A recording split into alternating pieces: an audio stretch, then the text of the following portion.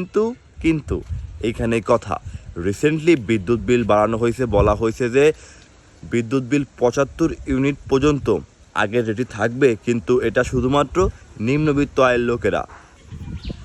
একটা রাষ্ট্রের নাগরিকদের রাষ্ট্র নানা ধরনের সুযোগ সুবিধা দেয়, কিন্তু এই সুযোগ সুবিধাগুলো ভোগ করে কারা?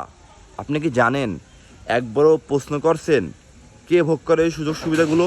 আমি আপনাদের বলতেছি, যারা উচ্চবিত্তের আয়ের লোক, যারা নিম্নবিত্তর আয়ের লোক, এরাই রাষ্ট্রের সকল সুযোগ সুবিধা ভোগ করে। মাঝখানে থেকে যায় মধ্যবিত্ত আয়ের লোক, যারা কখনোই সরকার থেকে তেমন কোনো সুযোগ সুবিধা ভোগ করতে পারে না। একটা মাত্র কারণ, তাদের আত্মমর্যাদা, তাদের দায়িত্বশীলতা।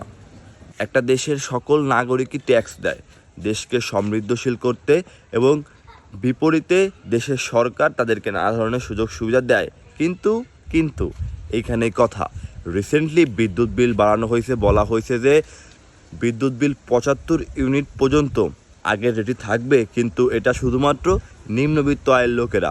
উচ্চবিত্ত আয়ের লোকেরা তো ইউনিট বিল মানে বিদ্যুৎ বিল যদি ইউনিটে 20-25 টাকা হয়, তারা কিন্তু এটা অ্যাফোর্ড করতে পারবে। কিন্তু মধ্যবিত্তরা কী করবে ভাই?